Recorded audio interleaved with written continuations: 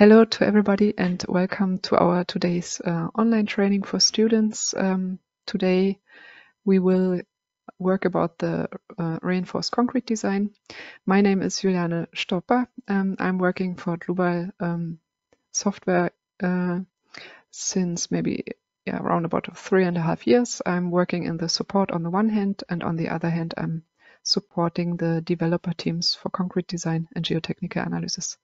And I will present this training to you, and we have my colleague Walter at our side. He can introduce himself. One moment, is my microphone on? Yes, Yes. okay. Hello and welcome from my side too.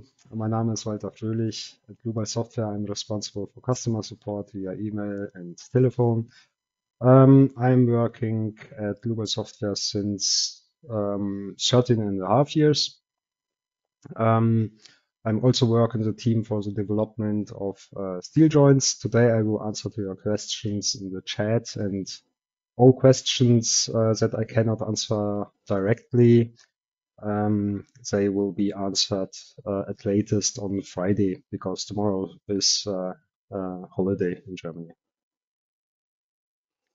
Okay, then thanks to you, Walter. We will now close our camera and I will share my screen, and then you can see my screen, full screen. That's why we close it. I will share my screen and you can see the first slide. Okay, this training is recorded, so if it is fast at sometimes you have later the option to see this video on our website, and you can have a look at details again. Yeah, then let's start. The GoToWebinar panel changed a little bit, so it looks a bit different, but you have these settings, all of them too, in the new design. If you should have any sound problems, you can go to the audio settings. You can find them in the settings. And you have also this little button with the question mark. You can open this, and there you can ask questions that Walter will reply to you. Yeah, then let's go to the agenda. This is the agenda for the training series, and as we said, today we are in our topic 5 in the concrete design. Yeah, and we will have a look at a concrete beam as introductory example, and we will have a look at this in detail, and then afterwards we will also do the design for a concrete slab. Yeah, and therefore we start now and go to the program. Here we can see our RFEM, and I already clicked the button to create a new model, and this is where you come then to our base data. I will give a name to our concrete beam. Yeah, it's our model A for this training. We will go to this second register. Here we have all the add-ons for RFEM. RFEM is the main program. It's the program for the finite element analysis. And here you can activate additional modules if you want to use them. Today we want to use the concrete design. That's why we select this one. And when we select the concrete design, we also should look at the standards, because we need to tell the program according to which standard the design shall be done. We will use today the Eurocode and the National Annex for CEN, so we keep the setting, and I say okay, and then our model is going to be prepared. With the activation of the concrete add-on, the main program, the finite element program, gets additionally options for input and output for the concrete design. We will see this later. Okay, so here we go. Here we have our empty model, and we start modeling our beam. We have here our basic objects, and RFEM keeps in mind some basic objects that you used in the model before. This can be helpful, but today with you I want to start from scratch, so I will delete them.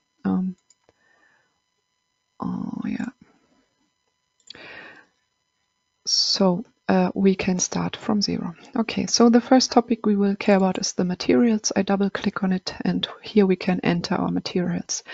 You of course can define manually a material, but we also have the library here, which we can open via this book button. And here you can select the region. We want to use the European Union. And as material type, we can again select the concrete. We would like to have the C30, 37, and I say OK, and then I have my material in the list. Then if you do the concrete design, you should also at the beginning define the reinforcing steel. You can go this way via this library button. You also can write the name directly here if you know it. And I want to use the B500SA, and when I select this name, it also takes the library material properties. I can say apply, and then you can see here the data for the materials. We say OK, this is the materials I want to use, and we can see now in our navigator the materials that are prepared in our model. Okay, then we can come to the sections. We have to define the section for our beam, and as first material prepared the concrete material is assigned. It's proposed by the program. You of course can change it. You could also create a new material, but for us it is fine. And as we have concrete as material here for this section, the program proposes some sections, some cross sections that are generally used for concrete members. But we also have the library here. We can have a short look. Here you can find more sections. Okay, we want to use the rectangular, so this is fine for us, but we change the dimensions. We want to have 300 as width and 450 as height for section. I can say apply, and then we can find some information about the cross-section properties. The other registers we don't need, so we keep it as it is, and I say OK, and we have now the section in our program. Then we can start. We can define a new member via this button, and I do it. And I get to the dialog for the member. We have member type beam in this program, in this model, and we will use it. You have a lot of other types here. You can also select a truss or other types, but for us now we take the beam. And as section, our first section is assigned. So this is fine for us. We can say OK, and I can directly graphically define my member. I will start from 0, and I want a member which is 8 meters. So I select my grid point where 8 meters is shown, do a click, and my member is created. With right click, I can leave this member definition menu.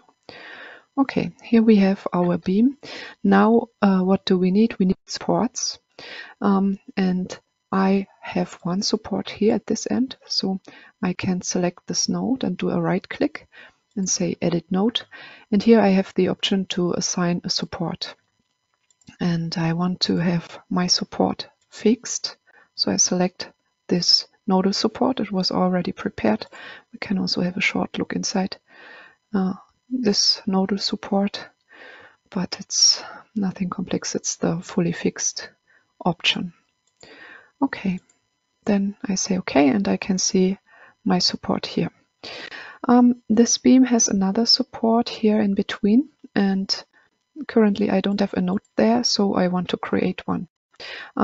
Therefore, we can from here define a new node, but we also have another option. We can do a right click on the member, say edit, and in the options of the member we also have the possibility to define a node on the member. And now it can be defined in percent. I want to use meters. So it changed now, it's meters, and I want my node to be placed 6 meters from start. And I say OK, and here I can see my node. Now I can define the support at this node too. I again did the right click on the node and I get into the menu for the node, and here I select support. Then my support register opens up and I want to define a new support. For this inner node, I want it to be sliding in X direction. So this is my preview and this is the support I wanted to have. So I say OK and agree the node setting, and here I can see my additional node with its node support. So we have the geometry ready. Then we can come to the loading. The loads can be defined here in load cases and combinations. I do a right click and open the menu for load cases and combinations. This is the base register. Here again you can see the standard that was selected in the base data. So this is still fine for us. If you should want to change it, you also could change it from here. And we have the combination wizard active. This means we have this combination wizard which generates combinations from our load cases according to that selected or defined standard. Okay, then we can come to load cases. And here we have one default load case. It's the self-weight load case. In this load case, we have here on the right side the self-weight active. And here's the direction in which it is active. So with this setting active, the self-weight for our member is calculated with the cross-section and the materials weight. So we have this one. We want to create another load case. It shall be a live load, so I give it a name, live load. And it should be, it's meant for the field 1, the first field of the member. I can say apply. And because it's a live load, I have to select the action category. Permanent was fine for our self-weight, but here we have to use the right action category for live loads. I want to use this action category. This is important to do a proper selection because according to this action category, the combinations will be generated. So this is fine for us, and I can copy this load case for my third load case, and I will only rename it because it's the live load for our field 2 of the member. Okay, then we can go on. We can go to actions. Here we can again see summarized the action categories that are contained in our model. Then we can come to design situations. And this is the default setting. You have these design situations prepared. It's for ultimate limit state. We have design situation 1. And we have the design situations 2 up to 4 for serviceability limit state. And if you're not sure, you can also have a click on here, this info button, and you can check the rule according to which the combinations will be created. You can also here select whether this design situation shall be considered in the concrete design. We want this, so we keep it active. But I don't want this design situation. I don't need the frequent situation, and I will fully deactivate it. This means we will not receive load combinations generated for this design situation. Okay. Then we can go to action combinations and we can see how the action categories are combined. And then we can come to our load combinations and we can see them here. This is the sum of the load combinations in our model. I say OK, and then I have my load cases prepared and the combinations prepared. Okay, then we have to fill our load cases with loads. We can see here in the navigator that we have here a loads folder, and now it receives folders for all the load cases that we just defined, but they are empty. We have to define the loads. So the first step I want to take is I have a self-weight. The self-weight is automatically calculated, as I said. With this button here, you can activate that you want to see the loads. And for self-weight, we can, in the navigator for display, we can also activate that we want to see the self-weight that is internally calculated. So this is what the program considers from self-weight and section, but I want to add an additional load, and therefore I use here the member loads. I say I want to create new member load, and I get to the dialog. Yeah, and this member load shall be assigned to our member. I can graphically select it. It's our member 1, and I want to add a load of 1.5 kilonewton per meter, and I can say apply and next. Here I can see that it was applied, and as I said next, we stay in that dialog and we can directly define the next load. Therefore I go to our live load case, our first one, and I can define the live load for our member. I can also directly here write the number of our member. As we know, it's member 1, and I have a live load of 20 kilonewton per meter. And for this load, I want to use the trapezoidal load. It has 20 at position 1 and 2, and it shall be assigned from member start up to 6 meters up to our node. I say apply and next, and here I can see that it was assigned and it's the way I wanted to have it. Now I put the same load on this field. Therefore I select load case number 2. I can keep my 20 kilonewton per meter, but it shall start from 6 meters and go up to 8 meters. And I have to assign it to member 1. Now I can say OK, and I have here also my second live load prepared. Now the loads are ready, and you also can see for load combination the sum of the loads. Yeah. So that's it, what you need as input for the static analysis. With this definition, we already could calculate stresses and strains for the member, but we want to also have our design done. That's why we go now to design properties that need to be defined.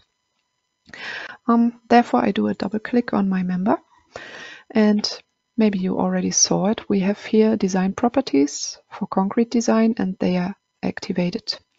If it's not active, you can see that we have less input, and as the section has concrete as material, the program directly understands it can have design properties, and if you activate it, you get here the settings that you can use for concrete design. This is the first register in the member for the concrete design. Here you only need to define an input when you want to use the equivalent member method for stability design for members. For our beam, this is not the case, so I keep it as it is. I don't define an effective length. I go to the next input. Here we have the concrete cover and also the concrete durability. The durability as default is XC1, but we can have a look in here.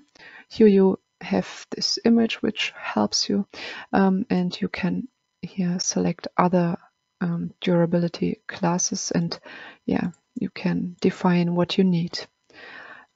We keep the default setting, and then the program calculates for you the fills the minimum concrete cover according to standard. It's also possible to define it user defined, and also to define it different at section sites if it is needed. But for us, this shall be fine. Okay, then we can come to the reinforcement. We start with shear reinforcement. The first input you give is the stirrup type. You can also define 3-legged, 4-legged. Here we have the material. The program automatically finds the reinforcing steel and fills it for you in the member dialog. Yeah, and here you can define the bar diameter and the distance. I want it to be 8 millimeters diameter, and I want to have the distance of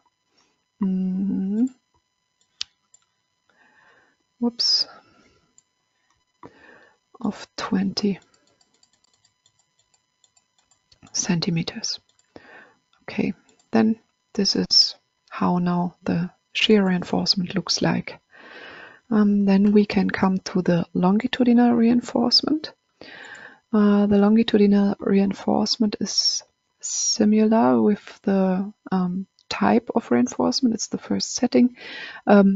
Default is symmetrical rebars, but I want it to be unsymmetrical. I want the top to have less reinforcement than the bottom, and we have here 320. It's okay for me. And with this setting, you can also put an additional reinforcement here, constructive.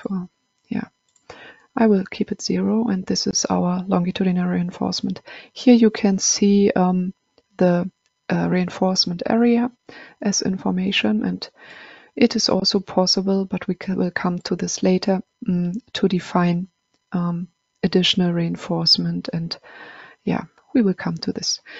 Okay, then here we go to the design configurations. We can open one here.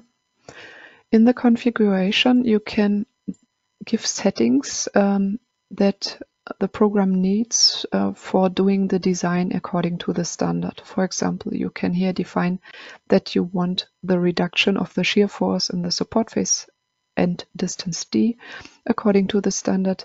You can also deactivate it if you don't want to use it, and yeah, this you have to check and have a look at what you need for your construction. For example, we don't have a shear joint, so we can deactivate this. Yeah, the rest we will keep as the default is, and I say okay. And this is my ultimate configuration, and we have the same for, or not the same, but the equivalent for the serviceability limit state. Yeah, but we keep the default setting. Then we can come to the design supports. We have to define design supports for the member for this design checks. For example, the reduction of the shear force at the support and distance D, it uses the design supports. Yeah, and here we can define it. We give design support at member start. I will start a new one. It is not an inner support, and it's a monolithic connection, and I want it to be active only in the Z direction. So I say apply, and I directly create the other support for the inner support. It's an inner support and it's not a monolithic connection, for example. I say okay, and I have my design supports prepared. I want to assign here at member start my design support number 1, And I want to define at the internal node my design support number 2. Okay, now I have it ready. I want to show this button here. You can also open it from here. It's in all the where you have this image. You can come here to the reinforcement layout. This can be a useful graphic for printing the reinforcement. Here you have several buttons where you can select what you want to see in that image, and then you can directly print it here to the printer, print out report, whatever. Okay, this just as information. And another information, you can in RFEM add all of the dialogues. If you want to know more about the input here, you have here the option to jump to the help. If I click here now, I will get to the online manual for our concrete design, and you are directly in the chapter for this dialogue where you were, and you can read a bit if you are not sure what you have to give as input. This just as information. You have the help with you. Okay, then this is fine. We can say okay, and we have here our reinforcement defined. So then, maybe just as hint, we have here also the types for concrete design, where you can find the concrete durability that was defined. You can also jump from here to there. And we have here this concrete design folder. And in this concrete design folder, you find the configurations that we saw. So you can come from the member to the configurations, but they are also in this folder, and you can find it here. So this is enough. We can start the calculation. The calculation can be started from here. You can here say calculate all, or you can select several load cases that you want to be calculated. I will start now from here directly the concrete design. And here you can see the design situations that are considered in this model, and you also can define the objects that shall be considered. In our case, we keep it, and I can start it. I said show the results, and as we don't have some, the program starts the calculation.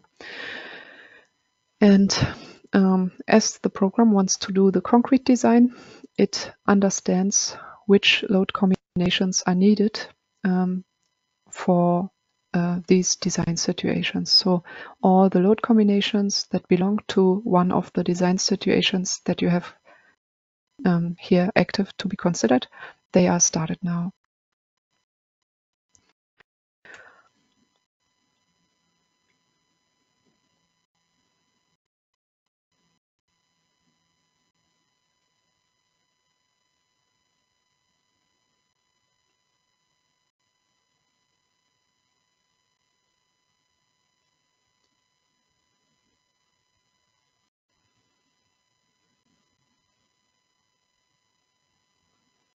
Okay. So now we have our results. We have here our result navigator, and in the upper part of the result navigator, you can select what you want to see, which result. You can check the static analysis. The static analysis provides the deformations and the inner forces. From the static analysis, you can see the moment and so on. And you can select the concrete design, and we today focus on this. So the first thing you see here is the overview, and it generally shows you some red topics because it summarizes the problems you have. But if you go to the member and check the design ratios on member, you can see that a lot of design checks are also fulfilled. And now we will have a look at it more in detail. Here on the right side, you can select the type of design check that is displayed in the table, and I for now don't want to see the detailing. And I also switch off the serviceability. I want to now focus on the ultimate limit state. And I want to have my model displayed in the wireframe mode. This we can do with this button. Here you can select the mode. And I also don't want to see my reinforcement now. This I can select in the display navigator. I can here switch the types for concrete design off. Then the reinforcement is not displayed. So this is now my ratio, my envelope ratio for this member. I want to see now what's going wrong with my model. As I see it's not fulfilled, I will check now the UL 100. And here I can see that it's not fulfilled in this area. And I also have here, no, it's okay. I have here a peak, but it's less than 1. Okay. Then I can also check the reinforcement.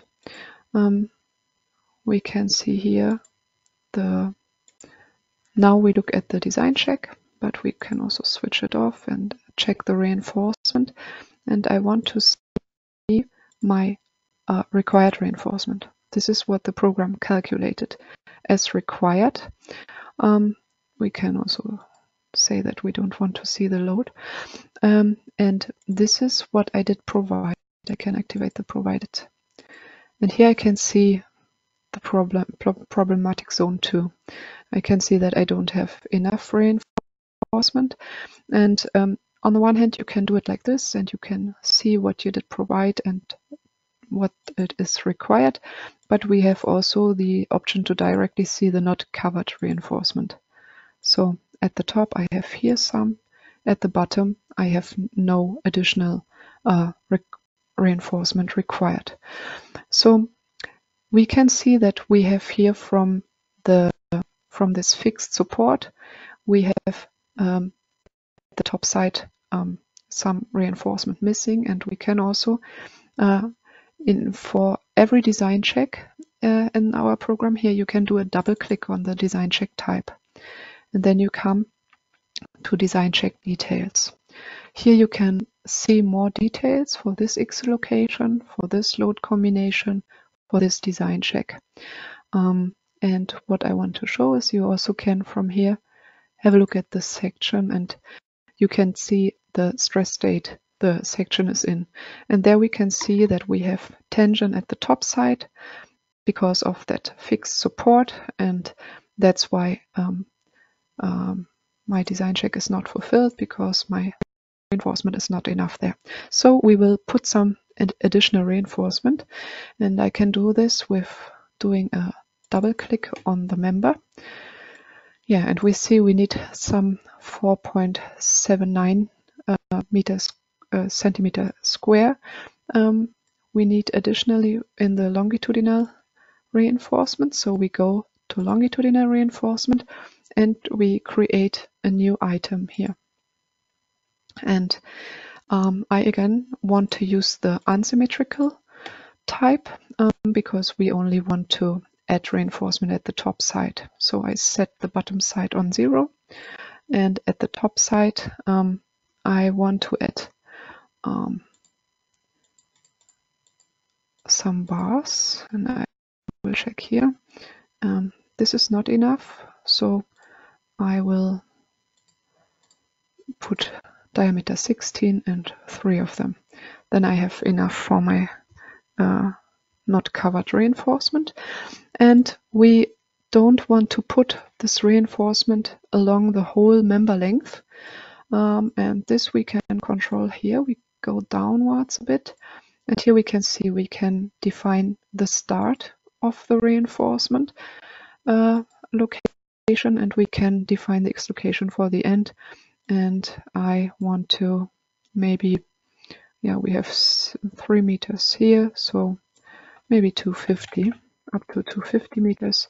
We add now our additional reinforcement, and I can see it here. Yes, the additional reinforcement, and I want to also define an offset from the stirrup, as now my additional reinforcement is placed at the same location where the main reinforcement is placed, and I give 30 millimeters, and now it's moved a bit inwards, and this is fine for me. So I say apply. Now this is assigned, and we can also, for the shear reinforcement, add some reinforcement. We can here say we want to have an additional field. I did now add 2 additional fields. I want to have 4. Now we have here this field which goes up to here, and we can also give the location. I give it absolute, and I want to have it up to 2 meters. Then automatically the next field starts at 2 meters. This one I want to be placed up to 5 meters. Then I have here another field about this support. Yeah, this shall go up to 7, and this shall be the rest. This is fine for me, and now I can do a more less spaced stirrup here, and for this one we can keep the 20, and we can do more reinforcement here as example. Yeah, so you can differ the stirrups also along the member. Okay, but this shall be fine now. We again start the calculation, and we will check our UL 100.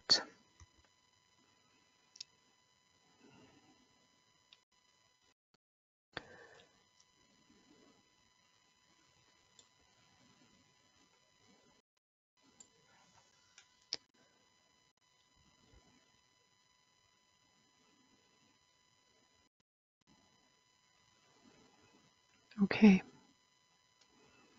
so we are now in the reinforcement and in the not covered reinforcement, and here we can see that it is covered. So if we go on design ratios on members, we can see now that our UL 100 has no problem any longer. We can also again go to the design check, go to the UL 100, and here we see the ratio.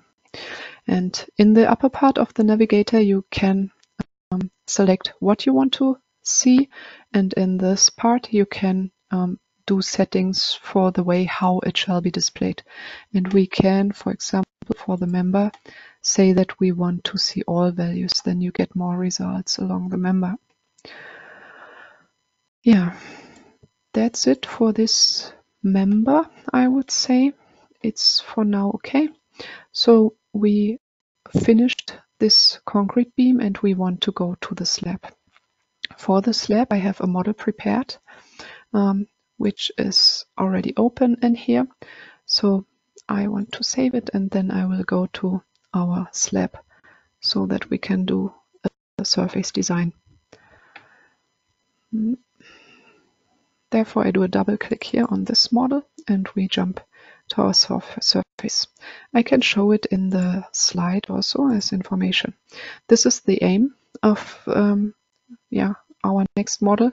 We want to do the design for the slab, and this slab is supported by columns and by walls, and we also have here some beams at these locations. Yeah. So we go back to the model. Here it is. This is what we prepared. We have our materials here. We have the sections here for these members, and these members are another member type. this is for these beams that work together with the slab. We have member type rib.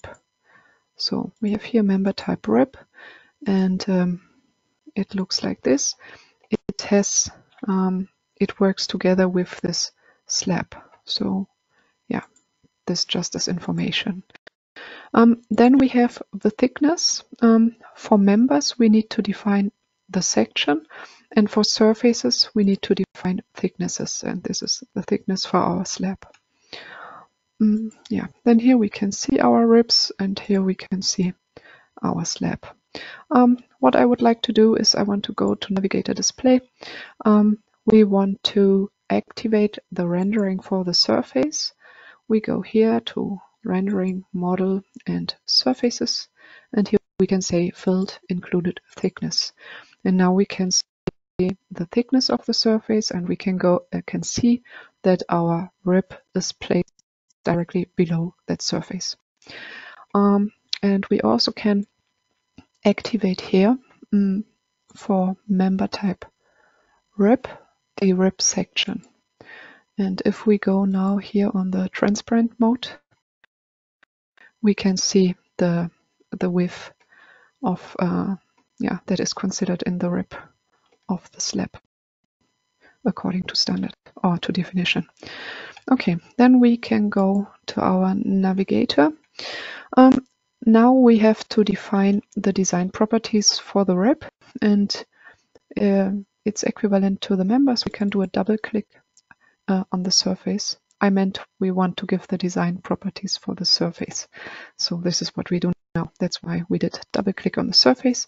And here we can see, as it is a concrete surface, it already has design properties and they are active. So we can go to them. Yeah, you have the same setting here for concrete cover. We can keep the standard, the default settings, and go to the next setting.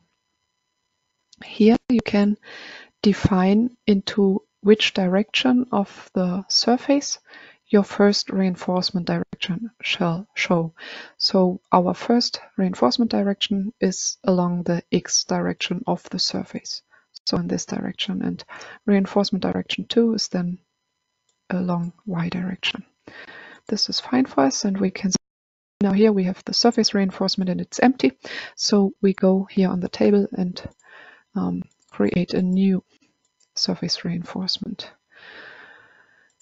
Okay, and as surface reinforcement we have the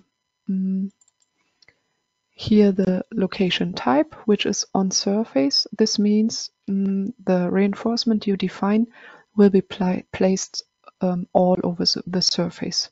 There's also other types for additional reinforcements that you only want to have locally concentrated, but we want now the on-surface location type. Then we want to use the reinforcement type rebar, and it shall be 8 millimeters from diameter every 15. And when I give the input here, I can see here on the right side below the graphic as information the reinforcement area. And I want to have it in both directions, in the first direction and in the second direction, and it also shall be 8 millimeters. And this is the reinforcement for the one moment, for the top side of the surface. So I select here top side, I keep it, and I will switch off bottom side, and I can say apply, and I do a copy of that. And now here this one shall be our bottom surface, and it has a higher reinforcement area. We have here the 10 millimeters every 15, and in the transverse direction too. So this is now our reinforcement. I select here reinforcement number 1 and reinforcement number 2 for the surface. Okay, we say apply, and we have it. Okay, then we have design configuration here too, and it is assigned. Here you again have to check what you need. do you need the minimum reinforcement for a plate or for a wall, and so on. For us, plate is fine, which is the default setting, so we keep the default settings. For the surface reinforcement, you also can activate the display. We can see the types for concrete design, surface reinforcements, longitudinal and on surface. And here we can see that we have now reinforcement placed on our surface. For this example, we have the load prepared, so we have it easy. We can have a look at this. We have self-weight and we have a live load. Okay, then everything is prepared and we can start the design. In this model, I did a right-click on the concrete design folder, and if you do so, you can get to global settings for concrete design. And here I have only the ultimate configuration active. Yeah? Here you can do a pre-selection, and that's why we only have ultimate limit state in this model. Okay, here have you can select the objects to design, and I now only have the surface active. This is fine for us, so we will start the analysis.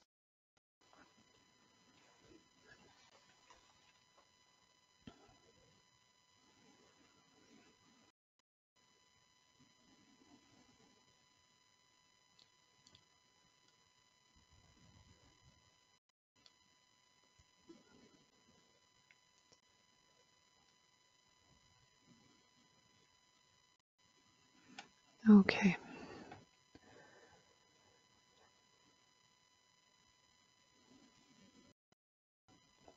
Yeah, so again, at the beginning you can see some red things.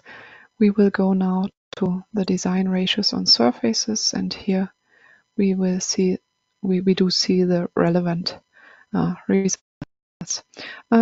I switch off the types for concrete design so that we can see the results more clear, and we switch off the loads, and we have a look at this in Z direction. And this is our results, and let's go to Result Navigator.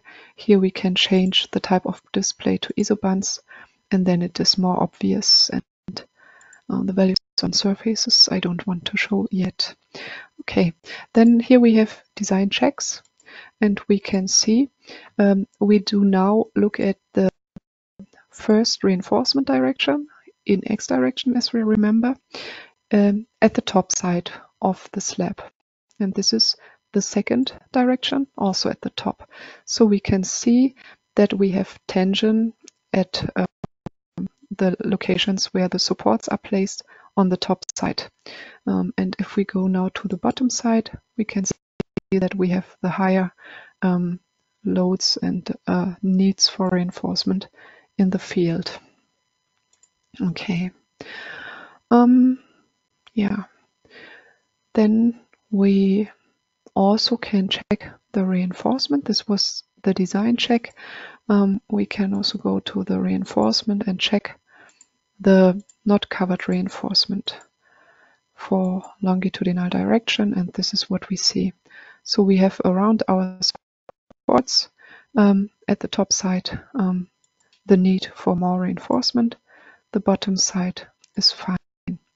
So it's equivalent to the problem we had with the member at the support. We do have here also at the supports, and for this we can also we can define additional reinforcement for the surface. This we can find here in the types for concrete design. There we can define new surface reinforcement. As I said, we can now select one of these types, and we select the free rectangular, and there we will place 16 every 15 in both directions, and only for the top side, as our bottom side was fine and we have tension on the top side. And then we can here give the center and sides of rectangle. We need to define where our additional reinforcement shall be placed, and I will place it here now above this column, and I want it to be maybe 2 meters. Let's see. Okay, I say okay. And I want to see what I did place here. We can switch off the on surface, and maybe I do change the dimensions a bit. I want to have 3 meters. Okay, so this is our additional reinforcement, and I want to switch off the surface, the reinforcement on surface. And now I can copy this one. I did select it, and with pressing Control, you can see the light plus here, and I can pick this reinforcement and bring it to the next place. Now I select both of them, and I can also copy it like this. So this is quite easy, and I can bring my additional reinforcement comfortable to here. Okay, I also want these to be placed here, and we will do a last copy to here. Okay, and I want to show shortly another point. We also can do the punching design. We have it here. There you need to activate, and I want to do it as an example for one of these nodes. Let's take that node 22. I do select it as to design, and now it is, up to now, it's invalid. If you see something red, it means this object is invalid. This is the case because if you want to do the punching design, you also have to give for the node design properties. You have to activate the punching design. The only design properties the node gets is the configuration. Then that's it. Now the node has a configuration, and in the design configuration you can see also we have a punching register where you can do settings for the punching. Okay, then that's it. I start the analysis for this surface, and we can have a look at the results.